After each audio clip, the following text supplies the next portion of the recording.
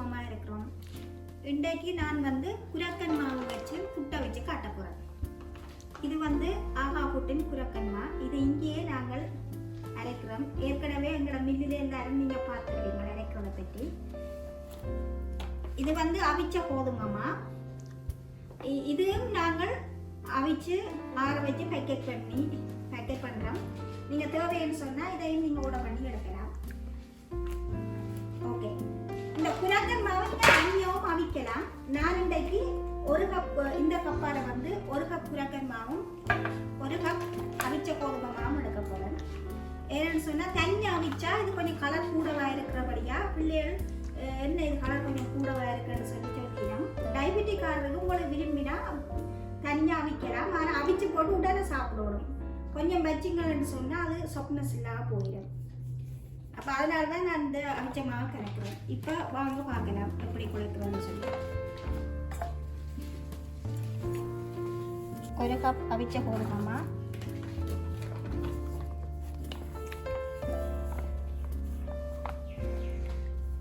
1 cup குரக்கன் மா. நான் இப்போ ஒன்று கொண்டு தான் எடுக்கிறேன். தேவைக்கேற்ற மாதிரி உப்பு,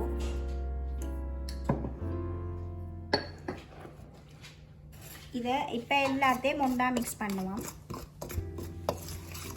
இது இப்போ எல்லாத்தையும் போட்டு மிக்ஸ் பண்ணி போட்டு இந்த குரக்கன் மாவுக்கு நீங்கள் கொஞ்சம் கொஞ்சமாக தான் சுடு தண்ணி விடுவோம். இல்லைன்னா கொஞ்சம் களித்தன்மையாக வந்துடும். அப்போ அதனால தான் இந்த குரக்கன் புட்டு அவிக்க சில பேருக்கு அந்த பதத்துக்கு வரலைன்னு சொல்கிறவே. என்னென்னா அந்த தண்ணி கூட விடுறபடியா கொஞ்சம் கொஞ்சமாக விட்டு குழைச்சி பார்த்தா தான் தெரியும்.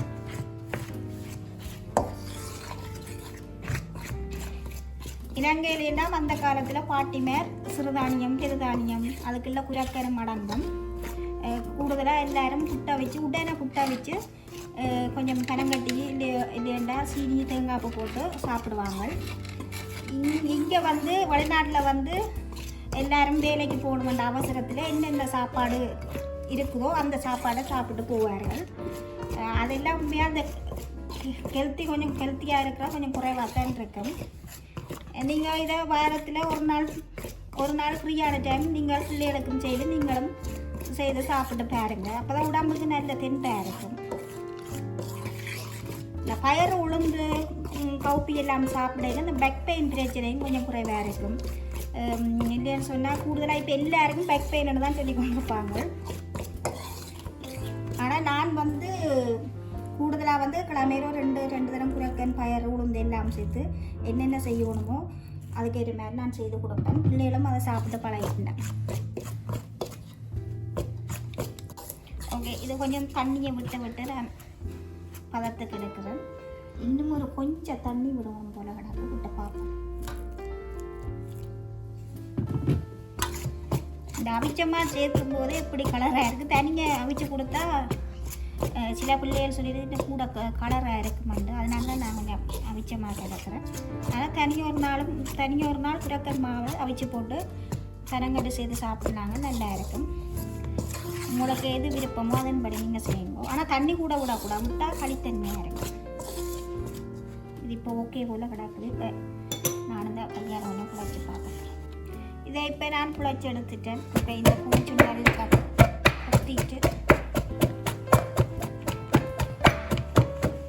இப்போ இதை நான் கொத்தி எடுத்துட்டேன். அதோட தேங்காய் பூவையும் போட்டு மிக்ஸ் பண்ணுவோம்.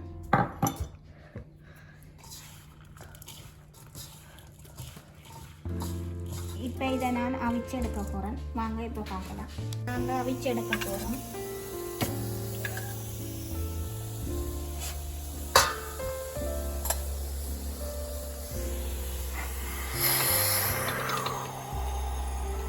அவியட்டும்.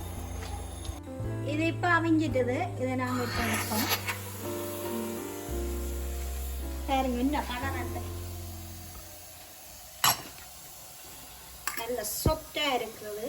அதே மாதிரி இப்போ நாங்கள் மீதி உள்ள மாவையும் அவிச்சு எடுக்க போகிறோம்.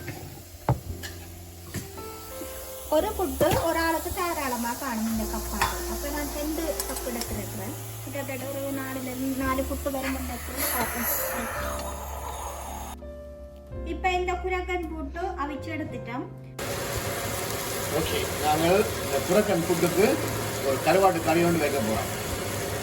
பாருங்கள், கருவாட்டு கறிக்கு வெங்காயம் ஒரு பெரிய வெங்காயம், 1.5 பெரிய வெங்காயம் வெட்டி தாளித்து கொண்டிருக்கோம். இதை இந்த கருவாடு வந்து தண்ணியில் ஊற வச்சுருக்கு. இது வந்து பாறை கருவாடில் சின்ன கருவாடு, கேரல் மீன் இல்லை, பாறை கருவாடில் சின்ன கருவாடு. சரியோ? ஓகே.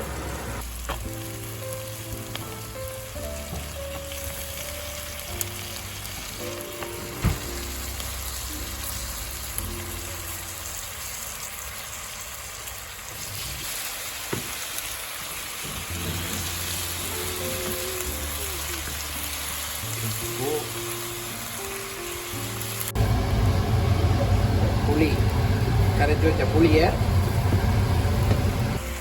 இதில் ஜெஃப்னாஸ் ஃபிஷ் கறி பவுடர் ஒரு 2 கரண்டி போடுவோம்.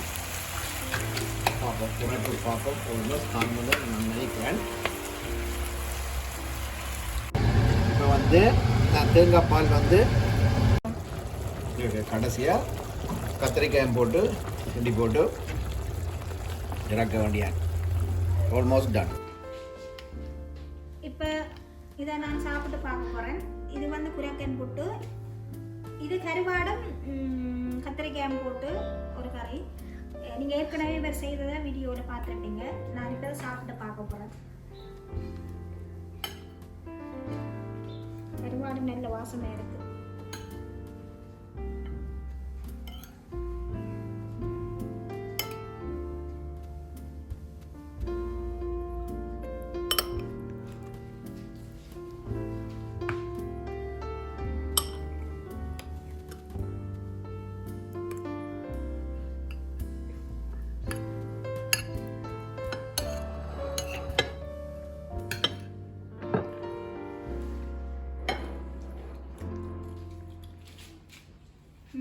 நல்ல சூப்பராக இருக்குது. எல்லாமே நல்ல கரெக்டாக இருக்குது. உரைப்பு, உப்பு, புளி எல்லாம். இந்த வீடியோ பிடிச்சிருந்தா லைக் பண்ணுங்க, ஷேர் பண்ணுங்க, சப்ஸ்கிரைப் பண்ணுங்க. பக்கத்தில் பெல் பட்டன் அமர்த்துங்க. அங்கே டிஸ்கிரிப்ஷனில் வெப்சைட் லிங்க் இருக்குது. அராமத்தினாங்கிற வேறு ப்ராடக்ட்ஸ் பார்க்கலாம். நன்றி, வணக்கம்.